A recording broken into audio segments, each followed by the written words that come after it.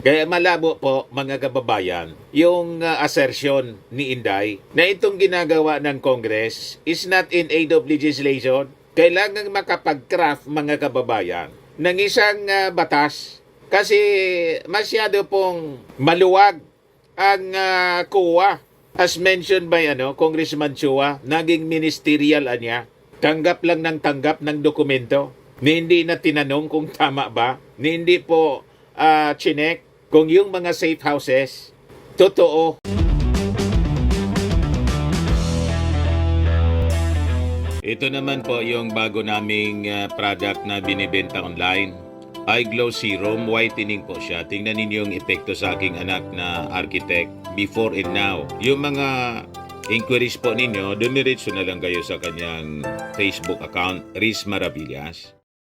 Yung Office of the Vice President, mga kababayan, patuloy na nagdi-decline. Ayaw talaga po mag-attend ng congressional investigation ng Committee on Public Accountability, Good Government and Public Accountability. Ayaw maging accountable. Ayaw maging accountable po ni Inday. Ngayong araw na to mga kababayan kasi, ipinagpapatuloy yung congressional investigation. Nang sabi po ng chairman na si Manila Congressman Joel Chua, kung wala niya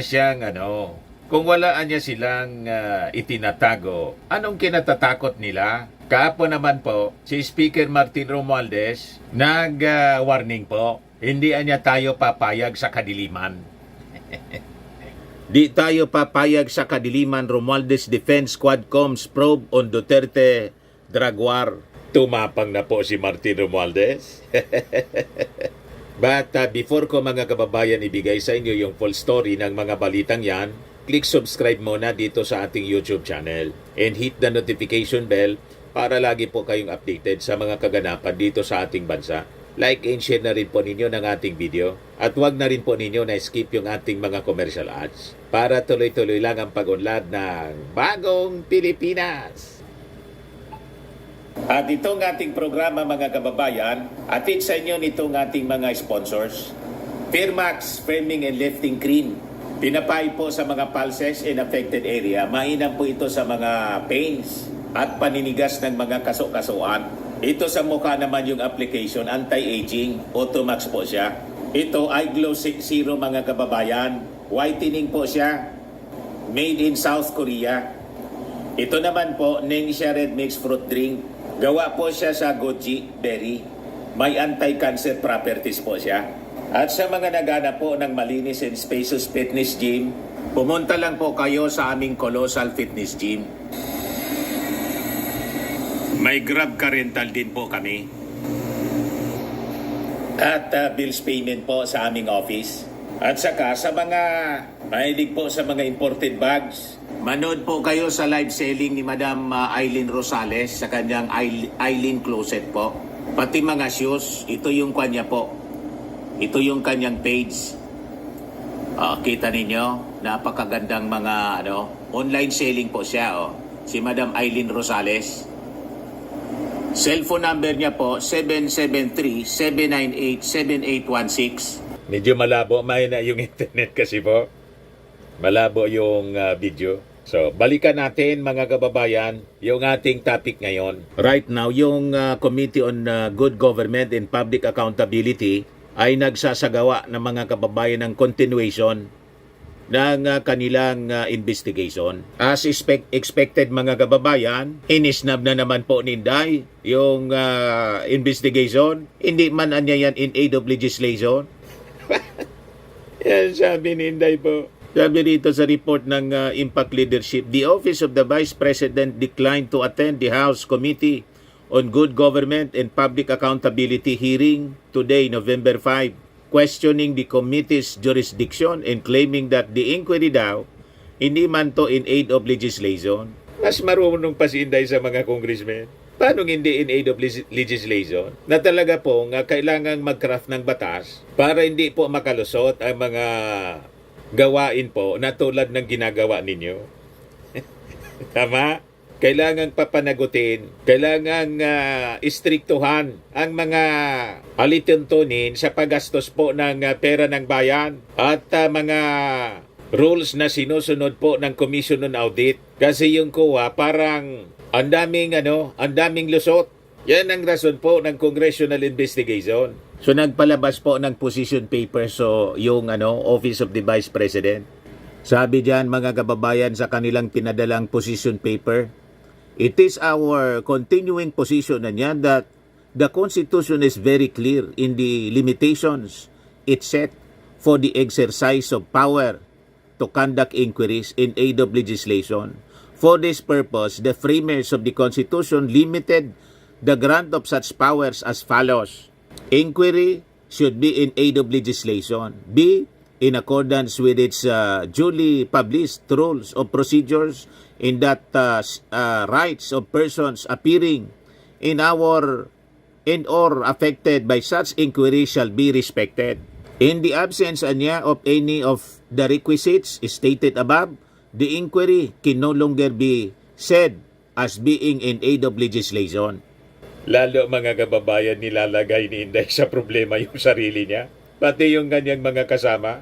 O ngayon, pakinggan natin mga kababayan yung opening statement ng chairman na si Manila Congressman Joel Chua. Siya yung Chairman Committee on Good Government and Public Accountability. Nasabi niya, dalawa yung nakikita nila na possible impeachable offense sa kanilang inquiry mga kababayan. Yung corruption dahil sa maling paggamit ng confidential funds at saka siyempre betrayal of public trust. At pwede ring pasok sa plunder case mga kababayan si Inday. Pero yung impeachment case, hindi pa man po yun pinag-uusapan. Si Inday ang laging nagsasabi na may nilulutong impeachment. But anyway, malamang self-fulfilling prophecy ang mga sinasabi ni Inday. Baka nga siya po ma-impeach. Kasi sabi ni Congressman Jude Asidre ng Tingog Party List, perfect date niya yan kasi right timing, madaling sabi. So ito yung opening statement mga kababayan ng Chairman Committee live ngayon sa House of Representatives. Pakinggan natin mga kababayan si Congressman Joel Chua. Before we start, we thank our guest resource persons and witnesses for understanding why we had to postpone the previously scheduled hearing on October 28. Ito ay upang matulungan bumangon muli ang ating mga kababayan na lubhang nasalanta ng Bagyong Christine. Narito tayo ngayong araw upang talakayin muli ang issue ng pondo ng bayan. Pondong mas nailagak sana sa mga kababayan nating naapektuhan ng mga nakalipas na bagyo. Earlier this year ay pumasa sa Kamara at inaprubahan ang Republic Act No. 12009 o ang New Government Procurement Act. Binabalangkas ng batas na ito ang mga pundasyon ng government procurement, kabilang dito ang prinsipyo ng transparency, competitiveness, and participatory. Ngunit pagdating sa confidential funds, binabalanse ang prinsipyo ng transparency sa national security. Kung kaya't kapag confidential funds na ang pinag-uusapan, hindi basta-bastang nalalaman kung saan ito ginagamit at kung kanino dapat bumili. This committee, however, recognizes that confidential funds are necessary to ensure safety and national security. Ngunit dahil ang confidential funds ay natural na palihim kung gamitin, madaling maabuso ang paggamit nito, lalo na kung hindi mahigpit ang patakaran sa paggastos nito. Natural lamang na ang mga pagkakalooban ng confidential funds ay mga ahensyang mapagkakatiwala ang gagamitin ito para sa mga programang pangseguridad ng bansa. Ito ang pakay ng inquiry ng komiting ito. Inaalam natin kung, number 1, saan at paano pwedeng pagsamantalahan ang confidential funds. Number 2, ano ang ahensya ng pamahalaan ba ang karapat-dapat pagkalooban nito. At ang ikatlo, ano ang dapat ilagay sa batas upang maiwasang maabuso ang paggamit nito upang protektahan ang kaban ng bayan mula sa mga abuso. Ganun na lamang ang pagkadismaya marahil ng karamihan sa mga natutuklasan natin dito sa House Blue Ribbon Committee.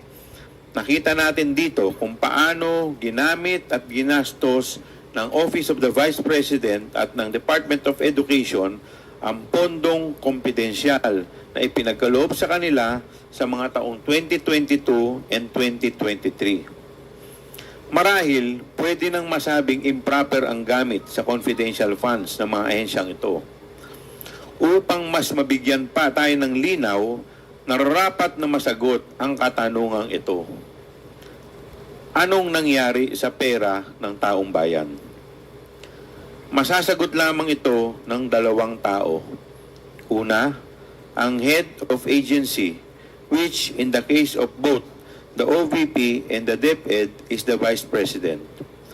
At ikalawa, ang Special Disbursement Officer, SDO, na sila Miss Gina Acosta para sa OVP at Mr. Edward Fajarda para sa DepEd. Ngunit ni isa sa mga ito ay hindi nagpapakita sa atin. Pakita po yung slides.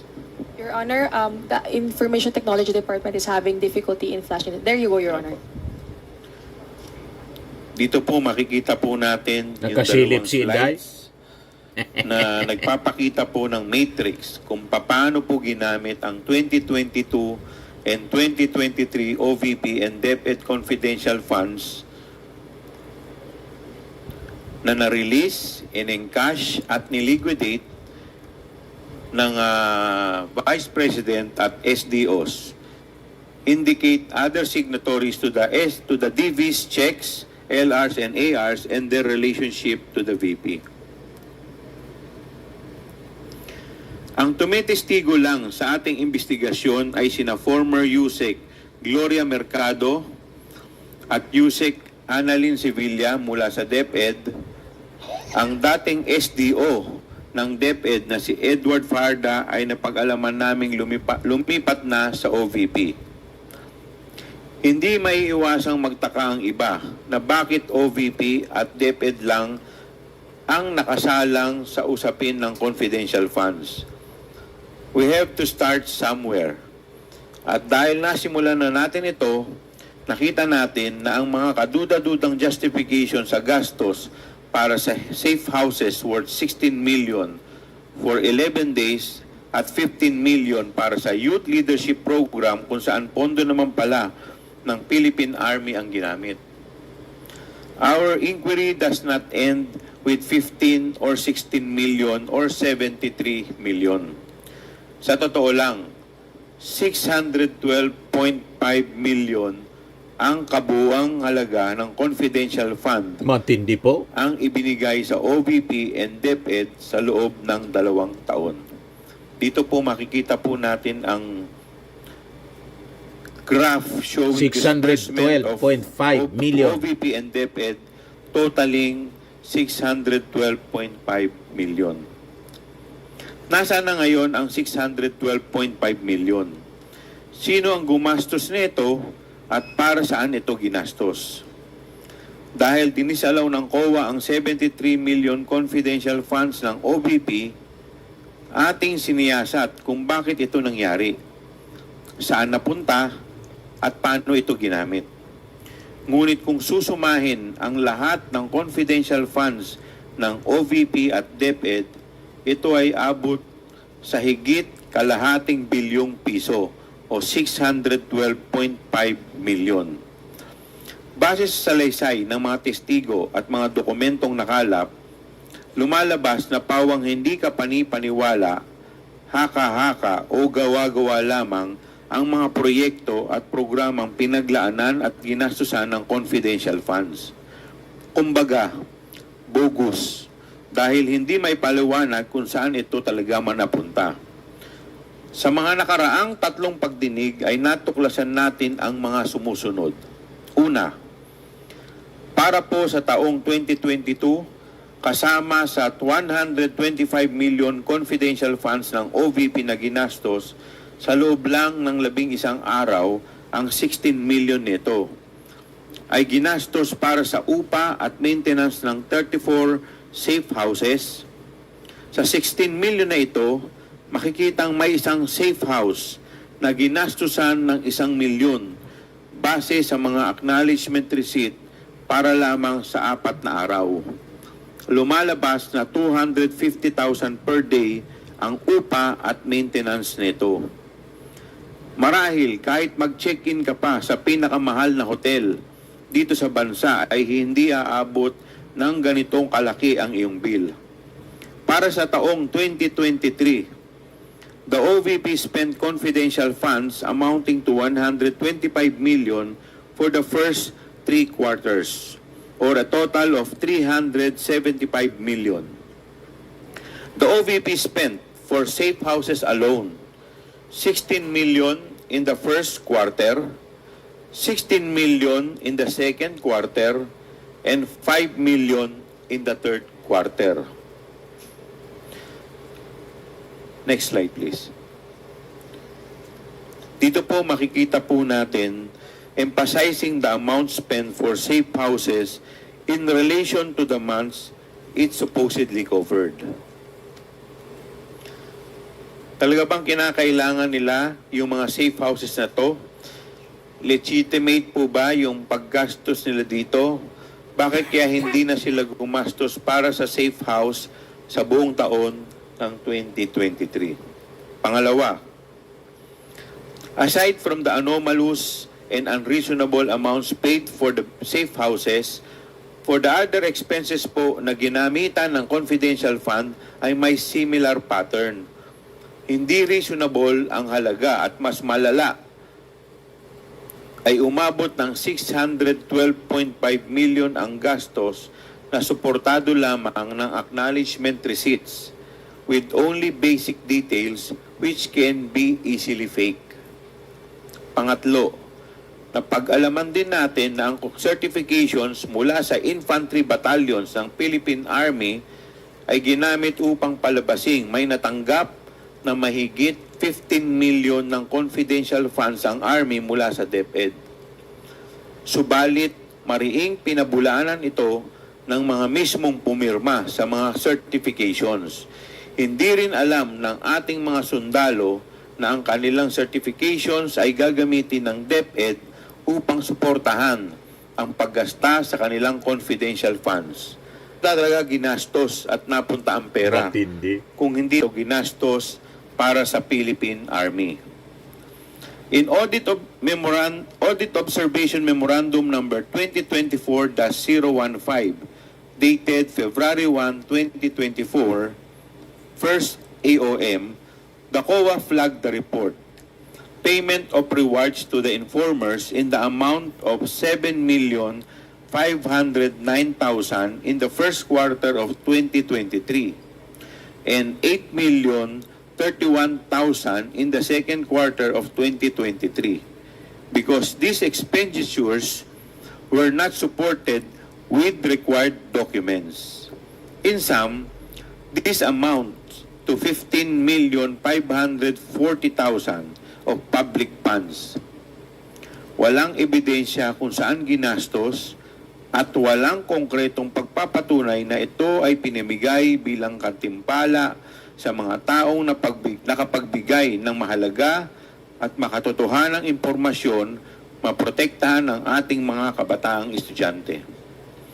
Sa nakaraang pagdinig at nagmula kay Atty. Powa utos kay Yusek Mempin upang humingi ng katibayang maibibigay sa COA upang patotohanan ang paggasto sa confidential funds.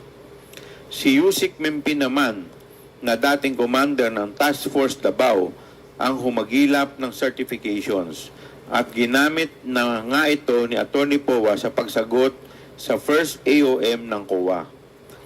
Sinabi ni VP Duterte sa kanyang letter dated April 17, 2024, first AOM response na hinanda ni COS Powa, the 15,540,000 was used for financial rewards given to informers for leads and or integral information received, which supposedly allowed the DepEd to formulate narrowly targeted programs, information campaigns, and intervention against recruitment, violent extremism, and other criminal activities in specifically identified communities. Pinapalabas sa sulat na kabilang sa mga programang kanilang finormulate ay ang Youth Leadership Summit o YLS, an Information Education Campaign, IECS. Ngunit ito ay tahasang pinabulaanan ng mga AFP officers na pumirma sa mga certifications na hiningi ni Yusek Mempin.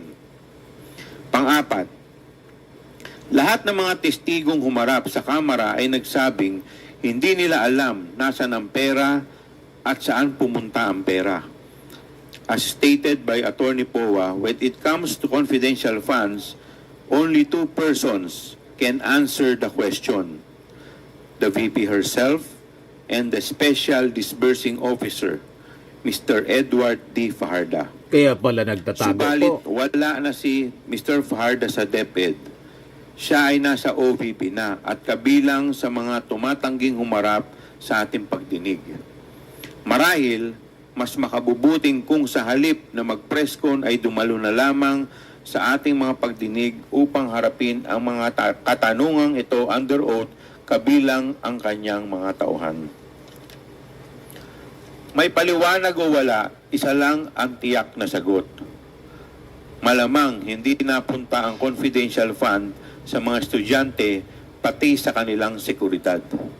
The numbers drawn came from the very documents submitted by the Vice President. To close, I emphasize that the discoveries made by the committee is just the tip of the iceberg. Marami pa po tayong kailangan malaman at mahalagang dapat malaman kung saan napunta. Malinaw na madaling abusuhin ang confidential fund kung masyadong maluwag ang mga panuntunan sa paggamit nito. COA has been basically reduced to the ministerial task of checking whether the documents required to be submitted with respect to the confidential expenses are complete, without even checking the veracity of the information contained in these documents, compared to the audit of regular funds where transactions need further substantiation. This must be addressed to prevent not only leakage of government resources, but to close an avenue for graft and corruption. The mission of the committee is to craft a bill considering this relevance, these revelations, to regulate and ensure the proper use of confidential funds. Maraming salamat po. Yan po ang summary ng previous inquiries sa opening statement, mga kababayan, ng chairman na si Congressman Joel Chua. Kaya malabo po, mga kababayan, yung assertion ni Inday na itong ginagawa ng Congress is not in aid of legislation. Kailangan makapag-craft, mga kababayan, ng isang batas kasi masyado pong maluwag ang COA. As mentioned by Congressman Chua, naging ministerial niya.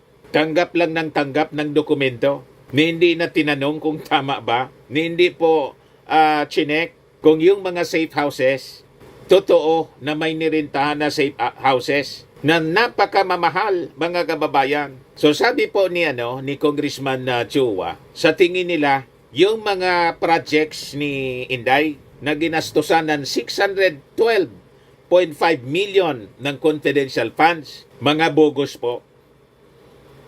Ghost project. Ganon katindi, mga kababayan. Kinalkal ng kinalkal po. Ang challenge ngayon ni Congressman Chua, imbes na si Inday magpapreskon ng magpapreskon, kailangang sagutin nila ito personal. Mag-attend sila ni Fajarda kasi sila ngayon yung tinuturo ng kanilang mga officials. Sila niyan magkapagpaliwanag niya. Nagkakalaglaga na po. Nagtuturuan kasi. Kasi yung iba, nagpipilato na po. So ang panawagan natin doon kay Fajarda, magpakita ka na kasi ultimately ang may pananagutan nito si Inday. Siyempre hindi mo man ito gagawin kung walang utos, walang approval sa kanya. So damay-damay pa ganon. Pero kung gusto mo siyang samahan talaga hanggang sa drag me to hell. Sabi ni Inday hanggang impyerno niya, drag me to hell. Presidente pa ang niya ako doon. Ganon katindi yung pagnanasa niya na maging presidente kahit sa impyerno gusto niyang umupong presidente. O ngayon, yung Senado po, si Risa Ontiveros, may bagong pasabog. May mga harap daw na mga bagong witnesses. May video daw silang ipipresent na magpapatunay ng ugnayan ni Digong sa negosyo ng droga. Yan sabi ni Risa dito. Pakinggan natin yung sinasabi po ni Risa. Gagawin ang lahat ng mga teribleng iyan para daw sa Ulitin natin. mamamayan, pero sa gagawin ang lahat ng mga teribleng iyan para daw sa mamamayan, pero sa totoo lang ay naging madugong gera laban sa mga mahihirap. Hindi talaga binuwag ang problema ng mga big time na drug supplying. In fact, abangan nyo Miss Ami sa susunod or mga susunod na hearing, may ipepresenta po kaming bagong video testimonya ng ugnayan ni hindi lang sa Davao Death Squads na sinubukan na naman niyang bola-bolahin tayo nung hearing, pero kaugnayan din niya sa drug business itself. May video daw po, mga kababayan. May video na direktang magtuturo kay Digong sa kanyang direktang relasyon daw sa negosyo ng bawal na gamot. Yan sabi po ni Risa Ontiveros. Pero yung ating Pangulong Bongbong, mga kababayan, tuloy-tuloy lang sa kanyang pagsiservisyo, lalo na po sa mga nasalanta ng bagyong si Katrina. Ito po yung kanyang pagpunta doon sa Batangas. Pakinggan natin yung speech ng ating Pangulong Bongbong. Ang mga piling magsasaka at mangingisda na labis na tinamaan ng bagyong ito. Layunin natin na hindi na maulit ang pagkawala ng buhay dahil sa kalamidad. Totoo na mas matindi ang mga bagyo ngayon. Mas malawak, mas malakas, mas mabilis ang pagbabago. Kaya iniulit ko ang mga kautusan sa mga ahensya ng pamahalaan.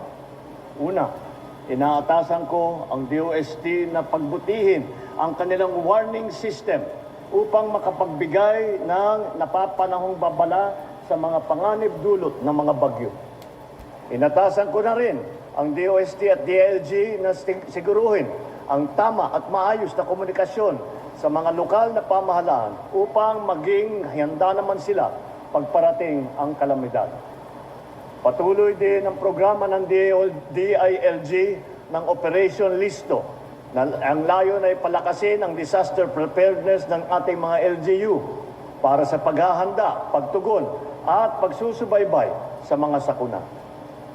Upang maiwasan ang pagbaha, lalo na sa mga mabababang lugar, pinag-utusan na natin ang NIA, DOE, DNR at MWSS na unti-untiin ang pagbabawas ng tubig mula sa ating mga dam bago pa man dumating ang bagyo. Ang NDRRMC at iba pang ahensya ng pamahalaan ay naatasan na rin na suriin ang kanilang mga pamamaraan sa ilalim ng disaster response upang mas mabilis tayo makapaghatid ng tulong sa mga naapektuhang pamayanan. Ang DPWH ay tinagubilinan natin na pagbutihin ang slope protection design ng ating mga kasada at tulay nang matiyak na ito ay angkop sa pagbabago na klima. Ang administrasyon po ay pinagsisikapang matapos ang Taal Lake Circumferential Road para sa mabilis na biyahe sa bayan ng Talisay, Agoncillo at Laurel. Bukod pa rito, ay meron din proyekto ang gobyerno na magkokonekta sa munisipalidad ng Lobo at San Juan. Dahil sa matinding pagbago-bagong panahon, ang ating infrastruktura ay dapat masigurong ligtas at angkop sa gitna ng unos at iba pang sakuna. Kaya inaatasan ko na siguruhin ng DPWH na hindi lang ito matatapos sa inaasahang oras, kundi matibay at kalidad din. Kaugnay nito, ang DTI naman ay kailangan suriin at tiyaking maayos ang magagandang klase ng mga materyales at ibang instrumentong gagamitin para sa mga proyektong ito. Bukod sa paggunita, nawa ang araw na ito ay magsilbi na hudyat na pagkakaisa para sa mas matibay na mga infrastruktura at mga programang inuuna ang buhay at dignidad ng bawat Pilipino. Kanina ay namahagi rin po tayo ng mga kagamitan para sa pagpapatayo ng bahay na galing sa donasyon ng Metrobank. Maraming salamat sa inyong tulong. Sa puntong ito, nais kong pasalamatan ang pribadong sektor, kasama na dyan ang Metrobank, mga kawani ng pamahalaan, mga volunteer, mga first responder na nag-alay ng kanilang kakayahan upang makatulong sa ating mga kababayan. Patuloy nating pagtitibayan ang diwa ng bayanihan tungo sa isang bagong Pilipinas na handa sa lahat ng pagsubok. Maraming salamat po. Magandang umaga po sa inyo lahat. Mabuhay po ang bagong Pilipinas. So umabot po ng 110 million aid yung pinamigay sa Batangas ng ating Pangulong Bongbong Marcos plus mga construction materials. So malinaw na yung utos. Sa DPWH, kailangang magsagawa ng panibagong design sila. Hindi yung collapsible bridges and collapsible roads. Yung mga kalsada kasi pati tulay po, wala nang mga bakal. Yung si collapsible, kung may mga kabilya or bakal, kukunti yung ginagamit, tinitipid yata. Kaya pati sa mga dikes, lahat lang simento at bato. Kung may steel bars, napakaliliit, dinisign talagang mag-collapse. You see, dapat itulad mga kababayan sa design nung panahon ng kanyang tatay. Tingnan ninyo yung San Juanico Bridge mga kababayan. Tumama yung Super Typhoon Yolanda, hindi man lang natinag mga kababayan. Pero yung mga projects na mga sumunod na administrasyon po, collapsible, dinesign na mag-collapse mga kababayan para sige lang ang daloy ng... So pinapa-redesign na dapat niya kaya ang lakas ng mga baha at lakas ng hangin. Dapat ganun ang ating mga infrastruktura. Yan ang utos ng ating Pangulong Bongbong. Pati sa DOST sa Pag-asa, yung warning system dapat advance para nasa safe places na po, evacuation centers. Pati yung evacuation center, dapat i-review ninyo yung mga lugar. Baka yung kinalagyan ng evacuation center, kinatayuan, peligroso pa rin. Yung may mga lugar kasi po, dati hindi inaabot ng baha. Ngayon, binabaha na rin po. So, kailangang i-review lahat. Yan ang utos ng ating Pangulong Bongbong Marcos. O ngayon, going back doon sa congressional investigation, si Undersecretary Poa, yung spokesman po niya, ni Inday, terminated na daw siya. Ito, I'm no longer connected with the OBP. Kasi after ng DepEd, sumama siya sa OBP. Ito ngayon sabi ni Poa, I'm no longer connected with the OBP. Yung consultancy contract ko po was already terminated. Attorney Michael Poa, former spokesperson for the Department of Education, clarified that he is no longer connected with the OBP. I am no longer connected with the OBP. Yung consultancy contract ko po was already terminated, Poa said at the House Committee on Good Government and Public Accountability hearing. Ngayon po. Nang previous hearing kasi po, tinuro na ni Poa si Inday. Siya niya pwedeng paliwanag niya. Nilaglag na ni Poa, tinerminate tuloy mga kababayan. Pero nag-attend pa rin siya sa hearing ngayon. Kasi siyempre, pag hindi, magiging iko-contempt siya at magiging wanted siya, magiging pugan tulad ni Ari Roque. Yung mga hindi nag-attend po ng hearing, malamang yon ang abutin po. Pati si Inday, sabi nga natin mga kababayan, huwag na ninyong bigyan ng special treatment kasi vice presidente siya.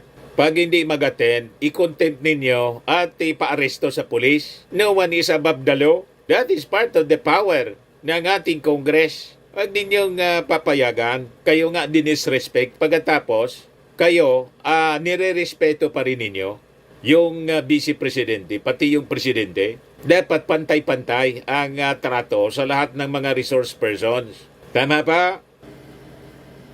Sa mga naghanap ng malinis and spacious fitness gym, pumunta lang po kayo sa aming Colossal Fitness Gym. We also offer Grab Car Rental with our brand new 2023 model ng Toyota Innova. We also accept booking for those who are planning to travel via PAL, Cebu Pacific, and other airline companies, local and international, and bills payment for Meralco Bills, PLDT, Aleco Bills, etc. Ang Colossal Fitness Gym is located at 3rd floor Security Bank Building, Landco Business Park, Legazpi City, Albay. For inquiries, look for Chilon Maravillas. Contact number 0966-802-0949. Yan yung aming Innova. Lagi na pong matao sa amin. Pati mga foreigners po, tingnan ninyo. Mga British tourists sila. Ang lalaki ng katawan na, mga kababayan, nag-gym sa amin. Ito naman po, Indian National. Ito mga mga European sila. Ito naman yung bago naming product na binibenta online, Eye Glow Serum. Whitening po siya galing sa South Korea. Tingnan ninyo yung epekto sa aking anak na architect entrepreneur, Riz Maravillas. For inquiries, look for Riz Maravillas on FB. Ito naman po, Firmax Firming and Lifting Cream. Pinapahid po ito sa mga pulses and affected area. Mainam po ito sa mga pains at paninigas na mga kaso-kasuan. Ito po, Automax Radiant Serum. Sa mukha naman yung application. Anti-aging po siya. You will look 10 years younger than your age. Sa mga cancer patients naman po, baka lang gusto ninyo itong itry. Nengxia Red Mix Fruit Drink. Hindi man po siya gamot, food supplement siya. Kaya lang, gawa siya mga kababayan sa goji berry. Yung goji berry may anti-cancer properties. Yung mga inquiries ninyo, dumiretso na lang kayo sa aming messenger sa Facebook para masagot namin agad. Ayos po, ako po si Dante Maravillas. Bye-bye. God bless.